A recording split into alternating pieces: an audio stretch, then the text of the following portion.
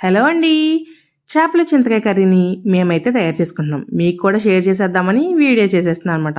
ముందుగా చింతకాయలనైతే ఉడకపెట్టి పక్కన పెట్టేసుకున్నాము. తర్వాత ఇవి చల్లారేలోపు ఒక బాండీలో ఆయిల్ అయితే వేసుకొని అందులో కట్ చేసుకున్న ఉల్లిపాయ, పచ్చిమిర్చి వేసి ఉప్పు, పసుపు వేసి బాగా మగ్గించేసుకోవాలన్నమాట.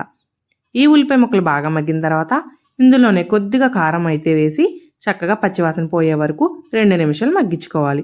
ఇలా మగ్గిన దాంట్లో మనం ముందుగానే ఉప్పు, కారం పట్టించి పెట్టుకున్న చేప ముక్కలను అయితే వేసేసుకోవాలి. ఇవి వేసిన తర్వాత మనం ముందుగా ఉడకబెట్టుకున్న ఈ చింతకాయలను అయితే మనం పులుసులా తీసేసుకోవాలన్నమాట. నేను ఇప్పుడు చూపిస్తున్నాను కదా, అలా అయితే తీసేసుకోండి. ఇలా తీసుకున్న పులుసుని మనం అయితే చేప ముక్కలు అయితే వేసేసుకోవాలి. వేసేసుకొని చక్కగా మీడియం ఫ్లేమ్లో పెట్టి నిదానంగా ఉడకనివ్వండి. అది చక్కగా అలా ఉడుకుతూ ఉంటే దాని నుంచి వచ్చే స్మెల్ ఉంటుంది చూడండి. అబ్బా, వేరే లెవెల్ అనమాట. రుచి కూడా అంతే బాగుంటుంది.